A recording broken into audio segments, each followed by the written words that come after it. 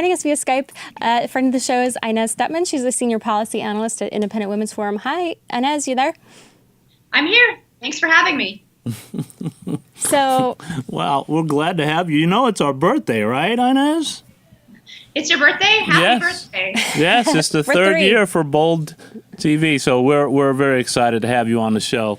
So tell us about school choice and how that's important for families. We're really interested in your perspective. Yeah, I mean, school choice has a lot of benefits.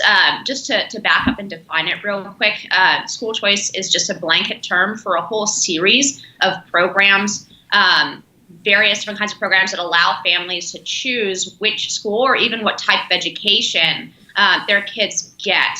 So, for example, there are programs called education savings accounts that actually allow families to completely customize their kids' education. So you might be hiring tutors, you might be purchasing online sort of tutoring programs, you might be purchasing curricula to teach at home, you might be sending your kids to particular classes in charter schools. I mean, we're talking about completely 21st century customized education. And these programs have really been taking off in the last 20 years. So now we have a majority of states that have at least one private school choice program in action. And Florida is actually a leader in this. Florida has been implementing reforms in school choice for almost 20 years now. And we've seen some really spectacular results. So, for example, the largest tax credit program there, which is a scholarship program for low-income kids, and for kids who are in there for 4 years, it increased their college rates, or the rates of actually graduating and going on to college, by 46%. So we're seeing some really amazing results from these programs. wow.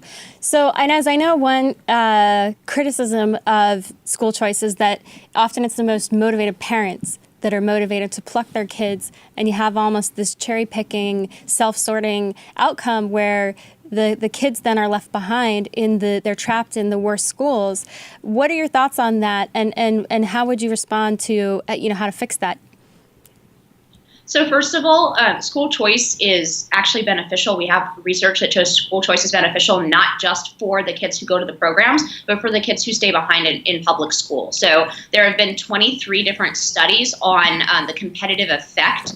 And basically, some of these low-performing schools, once there is a school choice option, whether public or private, meaning charter schools or some kind of private school choice program, in the geographic vicinity where the schools start to potentially lose students. And 22 out of those 23 studies actually showed improvement, academic improvement, in the public schools, in the traditional public schools, because they're motivated to try to do better to retain their students.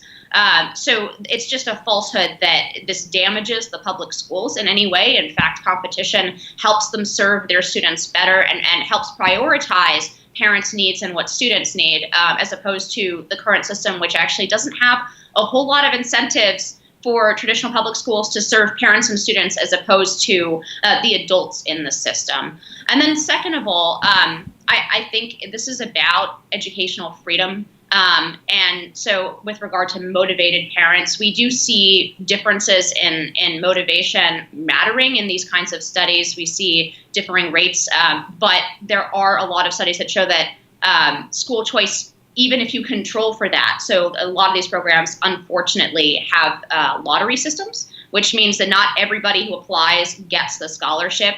And that's really unfortunate for the families who don't get that scholarship, but it allows us to do gold standard research, because you have a control group, right? You have parents who are motivated enough to apply for the program and just by sheer lottery didn't make it in, their students didn't make it in. And we still see large improvement effects from the school choice programs themselves, from actually enrolling in the school choice programs.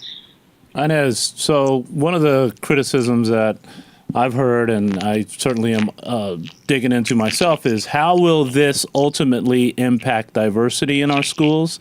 Because Carrie mentioned the word motivation. I think sometimes it's also affordability.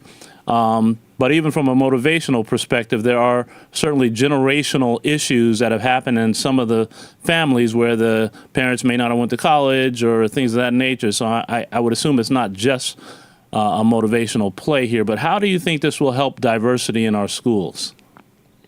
Well, first of all, the traditional public school system, the way we assign kids to schools is by zip code, and there isn't larger generator of socioeconomic segregation as well as racial segregation than the way that people live and where they live, right? The neighborhoods. And so our traditional public school system is incredibly segregated, both by socioeconomic demographics and by racial demographics. So that's the baseline. Our traditional public school system is already very, very segregated. So there's some evidence that school choice reduces segregation, and it depends how you count it, right? Because you can look at the school that the kids are attending on scholarship, or you can look at the schools that they're leaving behind. But by any measure, the system we have is already so bad on this diversity metric that, in fact, school choice, if anything, improves the system.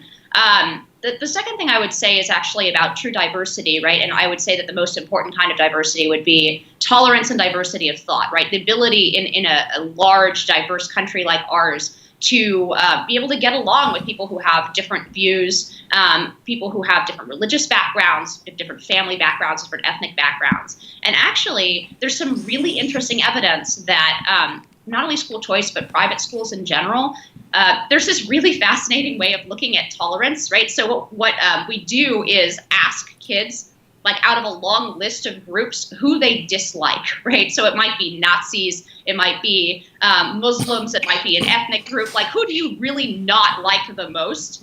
And then they ask a series of questions about what rights should be granted to those folks that they don't like. And we actually see that in private schools, and particularly school choice kids, they actually show higher levels of civic tolerance than kids in the public schools. So that's a little bit counterintuitive for some folks because they think of private schools as very exclusionary, but that's actually not representative of the vast majority. That's interesting. Who made that study? You caught me. I don't remember. I think it was Patrick Wolf at the University of Arkansas, but I am not. Yeah, no, that sounds really interesting. We'll have to have you back come again. back to talk about that more. Yeah, we'll find out more. to. Thanks so much, Inez, for joining us. Thank you.